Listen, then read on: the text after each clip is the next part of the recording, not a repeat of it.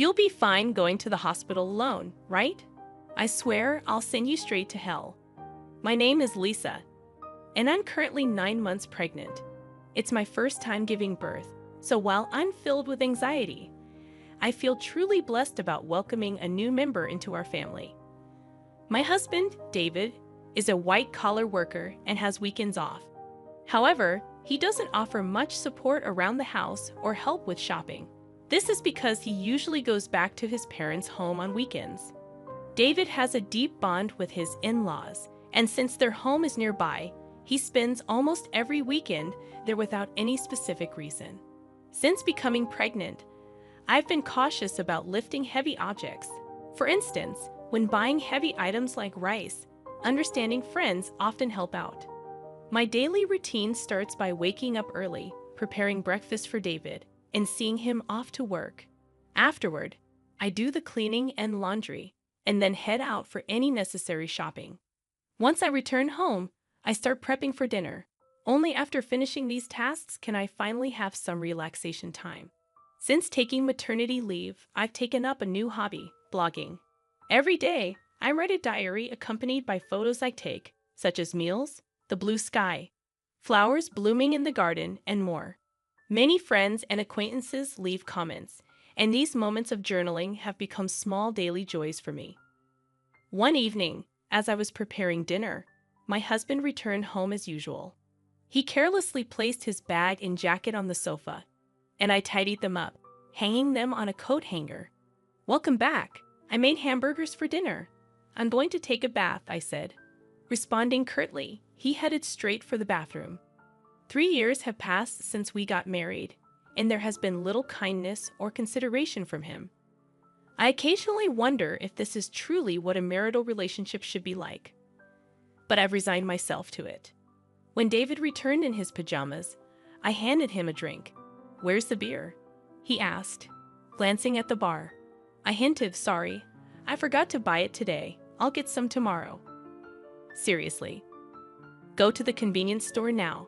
His demeanor changed immediately, and he spoke with evident anger. I was irritated. Why was he asking his pregnant wife to do this? If you want it so badly, why don't you go get it yourself? It's hard for me to move around with this big belly. At that moment, he became even angrier and started shouting. "You're the one who forgot to buy it. It's your job to fix that mistake. Just because you're pregnant doesn't mean you get special treatment." My mother always said it's important to keep moving for the sake of health. Knowing that he doesn't calm down easily when he's angry, I reluctantly decided to go to the convenience store. Once I arrived, I bumped into Sarah, a neighbor. "Oh, Sarah, good evening." "Good evening, Lisa. Did you forget to buy something too?"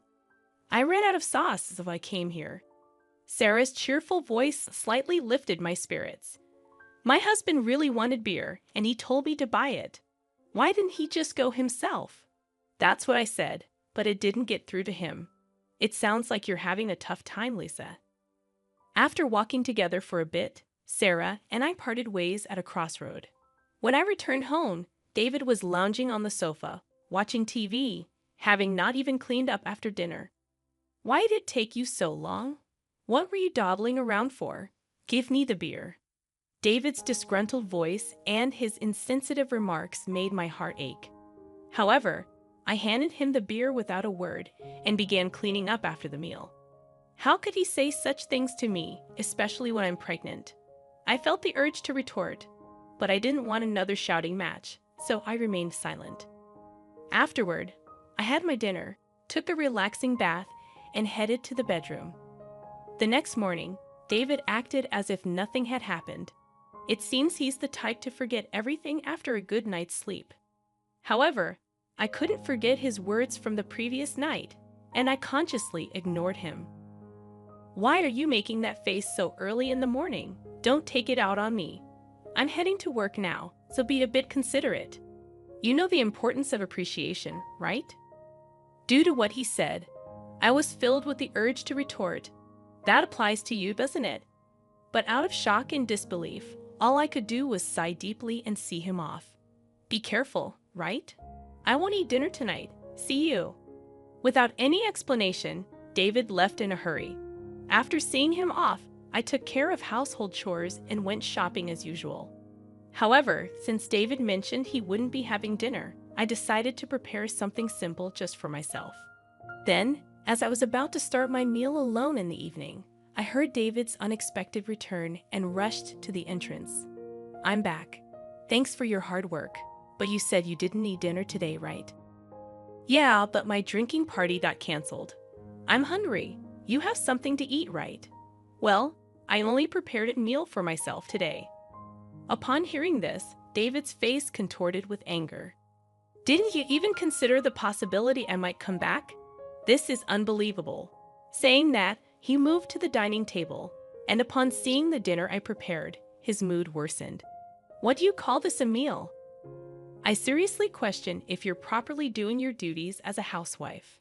Don't waste the money I'm working for." I quickly prepared something for myself. "Please don't get mad like this. Maybe you should learn proper cooking from my mom. Honestly, I've always found your cooking lacking." Again, he always compares me to his mother.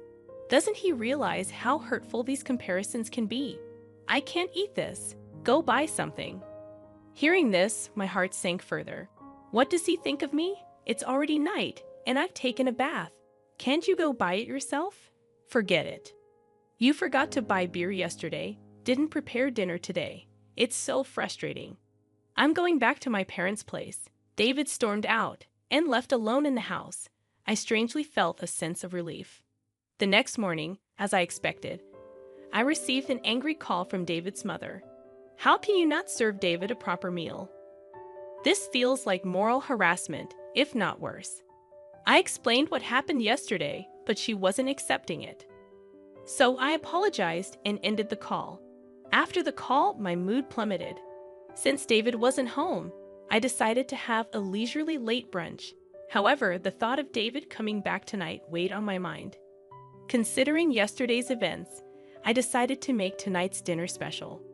I shopped with more care than usual, picking out ingredients and adding David's favorite beer to the cart. I was determined to prepare a dinner that would earn David's praise. I shortened my blog update time a bit to allocate more time to cooking. After dedicating ample time to preparations, the table was set beautifully, as if it was a special occasion. Looking at it, I felt a sense of accomplishment and couldn't help but praise myself. With this, he should definitely be satisfied. I waited patiently in the dining room for David to come home, but as time passed, there was no sign of him. I tried contacting him several times via my smartphone, but there was no response, and I became more worried as the clock continued to tick. 1 hour, then 2 hours passed, and I began to get anxious. Did he possibly go to his parents' house? Thinking this, I called David's parents to check, but they said he hadn't come there either. I tried calling David multiple times, but still, there was no response. As midnight approached, just when I was considering contacting the police, a staggering David returned home. He seemed clearly drunk. "I'm home, hiccup."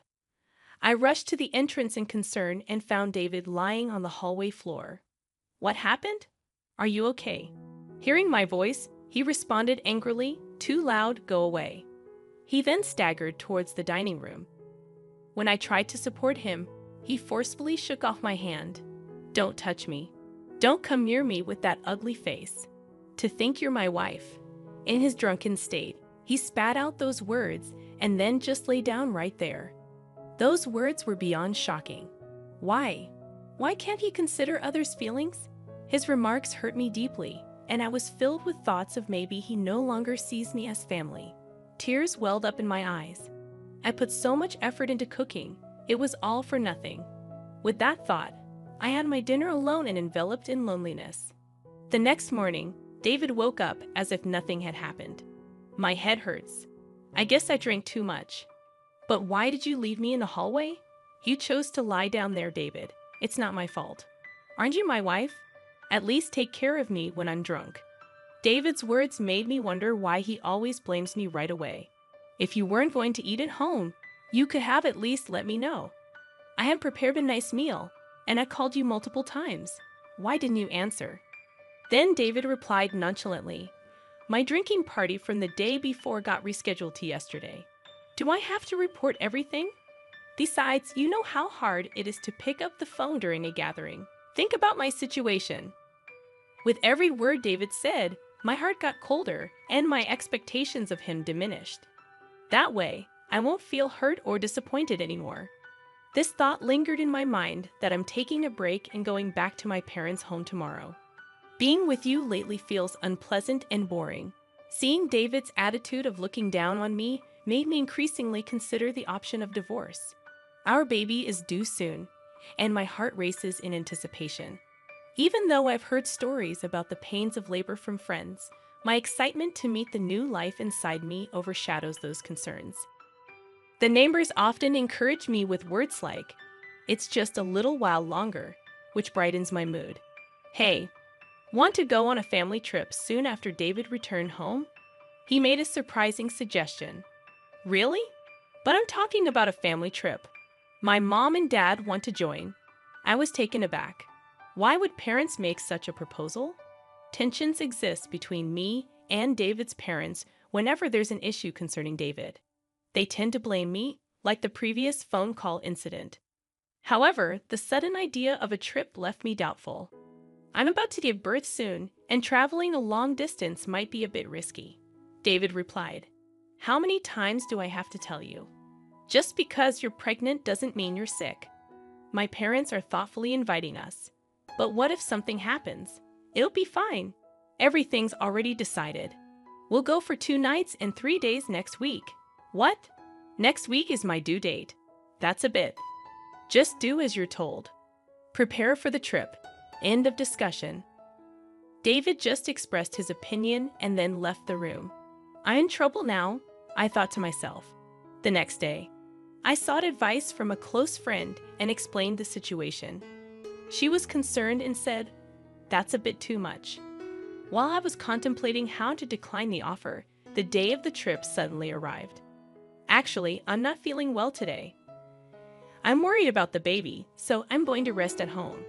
I tried to use that as an excuse, but David didn't seem convinced. "Anyway, you can just rest in the car, and you'll be fine, right? Come on, bring a luggage. We're heading to my parents' house, so hurry up." As we headed to the car, I was worried and asked, "Is this really okay?" After loading our luggage into the car and sitting in the passenger seat, I felt warmth at my feet. Looking down, I noticed water spreading around them. "Oh my water broke." I immediately informed David. "David, I think my water just broke. Please take me to the hospital quickly." Taken aback by the situation, David exclaimed, "Are you serious?" "Yes, I'm serious. We need to go to the hospital now. The baby might be coming." While trying to clean up the water with a towel in the car, David suddenly opened the passenger door. "David, what are you doing? We need to go to the hospital. Get out, you're going to make a mess in the car." I was in complete shock. "What are you saying?" I said, "Get out. I need to clean the car." Then David forcefully pulled me out of the car. In this unbelievable situation, David said, "I can't believe this. We were supposed to be on a family trip. Just go to the hospital by yourself." I was too shocked to say anything as I called out to David, "Wait, how can you leave me here like this?" He drove away, leaving me behind. Feeling overwhelmed, I quickly dialed for an ambulance. When someone approached, asking, "Lisa, are you okay?" It was Sarah, looking concerned. Sarah immediately recognized my predicament and arranged for a special taxi, comforting me throughout. Grateful for her kindness, tears streamed down my face. Soon after, I safely arrived at the hospital, thanks to Sarah's help. On the way, she held my hand and cheered me up, staying by my side until I was taken to my room. While being transferred, I made a silent vow. I will make him pay for this.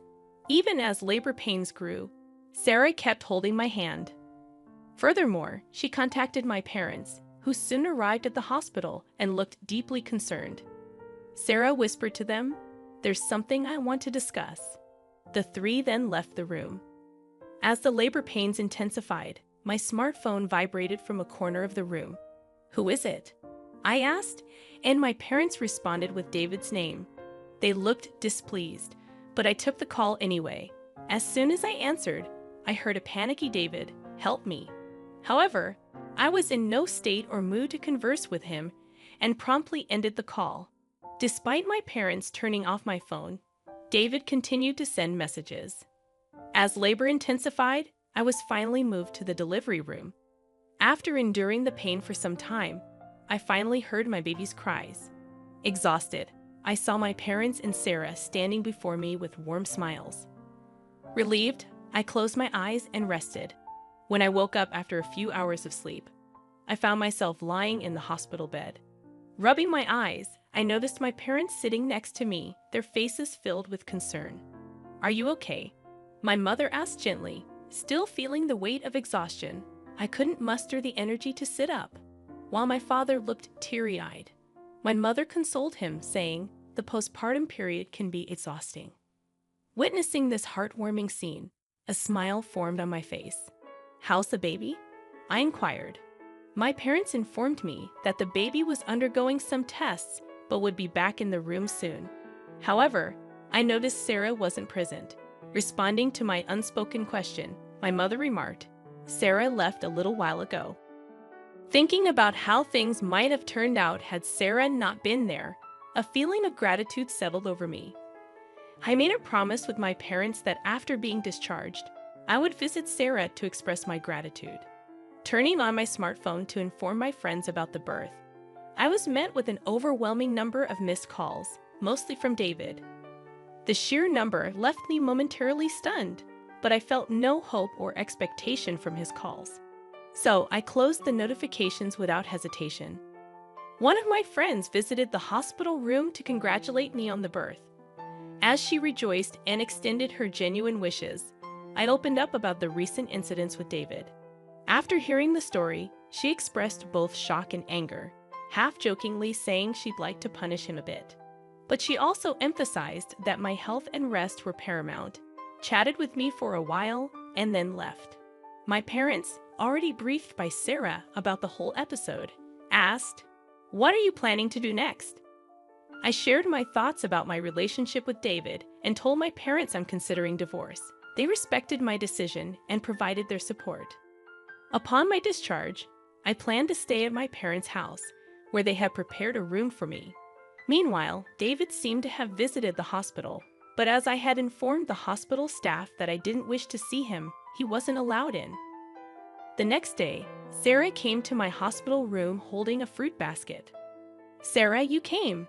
I exclaimed with delight. "You seem to be recovering well, but remember not to overexert yourself. Postpartum fatigue can be quite profound," she advised. Feeling comforted by Sarah's words, I sighed with relief, taking the fruit basket from her. "Sarah, thank you so much for helping me. I don't know what would have happened if you weren't there." I expressed my deep gratitude as I bowed deeply. Sarah gently laughed, saying, "What's most important is that both you and the baby are healthy. I just want a small hand. Regardless, I'm forever grateful. Once things settle down, I'll come over to thank you properly." Sarah laughed warmly in response. "You know, I've talked to my husband about what happened. He seemed quite furious." From her words, I could somewhat deduce David's situation. "Sarah, I'm truly sorry for dragging you into this mess," I admitted. "Don't worry. Remember who you owe for being able to work at your current company. This incident is truly hard to forgive." At that moment, I heard a stern tone in Sarah's voice for the first time. Sarah was actually the wife of the CEO at the company where my husband worked. When we first moved to this residential area, I had no idea about this fact. However, as we frequently encountered each other at the local supermarket, shops, and occasionally at convenience stores, we gradually became closer. We even began to enjoy tea together, and during these sessions, I learned about the nature of her husband's job. On the other hand, my husband was completely unaware of this background. This was because he didn't even accompany me for our initial neighborhood greetings and didn't prefer interacting with our neighbors. Sarah had previously told me gently, "I don't want to cause any trouble, so don't tell your husband," and I had respected that request. Knowing that I was pregnant and still being forced to endure my husband's unreasonable behavior, Sarah had several times suggested, "Should I talk to my husband about this?" However, I had always declined, not wanting to trouble her. But with this recent incident, perhaps even Sarah reached her limit. That's why my husband kept calling Sarah. "I really can't thank you enough for everything." Sarah's strong words made me realize how fortunate I was to have someone who'd go to such lengths for me. I couldn't help but tear up. Seeing my reaction, Sarah once again gave me a warm smile. "Lisa, you're a dear friend to me. I can't just stand by and watch when something like this happens to a friend." Our conversation was filled with heartfelt smiles. However, my husband's messages didn't stop despite the barrage of notifications. Online, I consciously ignored them all. Thinking about the divorce made my mind clear, and all I wanted was to think about how to live my life with my baby. As I was preparing to leave the hospital, a close friend visited my room, handing me her smartphone and saying, "I want you to see this." Displayed on her phone was a post that had become a major topic on a certain social media platform. When I asked what it was about, she informed me that she had posted about my husband's recent actions on social media.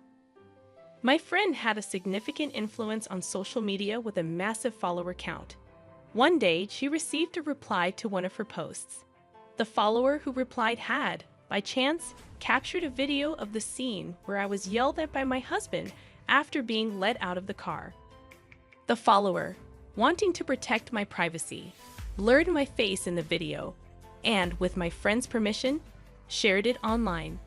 The video spread like wildfire, and as a result, personal details about my husband and even his company were identified. Currently, my husband seems to be under a barrage of criticism online. What? I had no idea it had escalated to this level. My friend, smiling gently, remarked. "Well, they brought it upon themselves, didn't they? My husband's actions and their consequences were all a result of choices he made." Furthermore, when one of my husband's friends confronted him about the incident, he reportedly excused himself, saying, "I had a prior travel commitment with my parents that day, so I had no choice." Because of this statement, not only my husband, but also his parents began to face criticism online. The story spread even in the vicinity of my in-laws' home, and there seemed to be various topics related to my husband's parents circulating on social media. Suddenly, my phone started ringing. When I checked the screen, it was a call from my mother-in-law. "That's for my mother-in-law." My friend, eyeing the screen of my phone with interest, suggested, "Why don't you pick up and give her a piece of your mind?" However, I was so fed up that I felt no words to do so and decided to ignore it. Before I knew it, the missed calls log was filled with names of my husband, father-in-law, and mother-in-law. Ever since the incident was highlighted on social media, even the hospital staff seemed to be aware of my situation and started offering genuine support. Whether my husband or in-laws came to the hospital or called multiple times, the hospital staff didn't allow any contact with me. As my discharge date approached, I had one pressing worry: whether my husband and in-laws might be lurking outside the hospital. My parents reassured me, saying, "You have nothing to worry about." But the thought of my precious baby being in danger left me anxious. However, that concern was quickly dispelled on the day of my discharge, as my parents were helping me with my belongings. I heard my husband's voice shouting, "Lisa," followed by the loud voices of my in-laws. Suddenly, men in black suits surrounded me, forming a protective barrier. As I tried to understand what was happening, one of the men approached me, gently opening the car door and said, "Don't worry, we're here on Sir's request to protect you." It seemed my parents were already aware of this, as my mom said, smiling, "Didn't I tell you there's nothing to worry about?" Believing her words, I felt relieved and smoothly got into the car. All the while, my husband and in-laws, overwhelmed by the presence of the bodyguards, couldn't come any closer. I can't find the words to express how grateful I am for Sarah supporting me like this. The only thing occupying my mind was how to reciprocate Sarah's kindness. My parents felt the same, saying in unison, "We have to find a way to show our gratitude to Sarah." Although my new life began smoothly and pleasant days continued, the contacts from my husband and in-laws never ceased. I mailed them the divorce papers, but there wasn't even a hint of acceptance. One day, my in-laws called our home. It seems my father answered, and they addressed him with the attitude of, "She became a part of our family, so no matter how she's treated, she shouldn't complain." When my father angrily retorted to their statement, it seems they were taken aback and quickly hung up. While discussing how to handle this with my parents, I decided that seeking professional assistance was the best course of action and resolved to consult a lawyer. Coincidentally, my father was acquainted with a lawyer, and when we explained our situation, he graciously promised to help. I informed the lawyer about the video circulating on social media and detailed past events. When the lawyer reached out on our behalf, my husband was initially taken aback. However, over time, he became defiant. "We'll solve marital issues ourselves. We don't need a lawyer," he argued in a fled tone. However, the lawyer calmly responded, "I'm acting upon Lisa's request. Any future communication should be directed to me. It's up to Lisa, my client, to decide whether or not she wants to involve a lawyer." My husband was at a loss for words, though initially refusing to divorce. When mediation and the possibility of a court case were suggested, the word court seemed to shake him, and he reluctantly agreed to the divorce. I have no interest in the child and have no intention of seeing them in the future, so I don't see why I should pay child support. As for property distribution, I did nothing wrong, he claimed irrationally. The lawyer calmly explained from a legal perspective, but my husband still seemed unconvinced. "In that case, it seems we'll meet in court," the lawyer suggested. My in-laws, who were listening nearby, appeared to panic and immediately agreed. When I was informed of this by the lawyer, I was shocked that I had ever married such a man. I had been communicating with Sarah since returning to my parents' home, and when I told her about the recent events, she playfully and gleefully suggested, "How about seizing your ex-husband's retirement pay? Garnishment is one way, right?" Feeling overwhelmed by Sarah's astuteness, a while later, I was contacted by the lawyer who conveyed that my husband wished to apologize in person. Wanting a satisfactory conclusion, I agreed to converse over the phone under the supervision of the lawyer. The day of the scheduled call arrived. On that day, I was accompanied by my parents and the lawyer. From the other end of the line, I heard, "Finally, you answer. Apologize now, and I'll forgive you. So come back home. Let's be a couple again. The house is a mess. I might lose my job, and everyone's looking at me coldly. All of this is your fault, so take responsibility." He continued to bombard me with accusations. Without being overwhelmed, I calmly chose how to react. When he said, "See, you can't even reply properly, truly a woman with no redeeming qualities," I finally responded, "Just so you know, this conversation is being recorded. I'll keep it as evidence. Goodbye." Hearing this, my husband's voice revealed his shock. "Wait, you recorded it? That's not fair, right?" I was joking.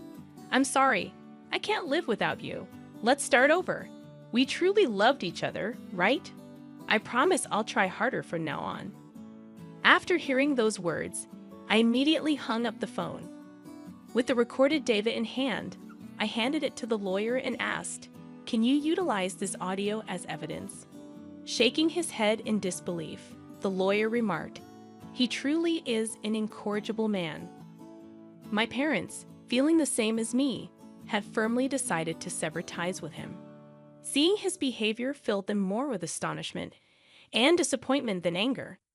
At some point, I realized I was slightly enjoying this drama, clinging to the little devilish side of me that emerged. The divorce procedures with my husband concluded smoothly. Both the property distribution and child support agreements went forward without a hitch, and the turmoil began to subside. Due to the information Sarah shared with her husband, the president of my ex-husband's company, he was promptly disciplined. The president, known for his family-oriented values, believed that an employee who couldn't protect his family couldn't be trusted by the company. David lost his job, couldn't make housing loan payments, and returned to his parents' home. His reputation was tarnished by the viral video, and he struggled to find stable employment, barely making ends meet with short-term part-time jobs. Rumors spread about his parents too, and according to reports from Sir's friends in the neighborhood, they seemed to live in perpetual unease. The cold societal judgment they faced, which exceeded my expectations, made me think that, surprisingly, this ostracization might be harder for them than any legal repercussions. With most matters settled and my health recovering, my parents, my baby, and I visited Sarah's home to express our gratitude. Both Sarah and her husband seemed genuinely happy and doted on my baby, making us feel warm and welcomed. After that, Sarah and my mother became close friends. Similarly, Sarah's husband and my father got along very well, and our families grew close. Furthermore, Sarah and her husband's son was around my age, and to everyone's surprise, our relationship began to develop in an unexpected direction. A few years later, the idea that I might actually become a part of Sir family was something no one could have ever predicted. Life truly is full of surprises,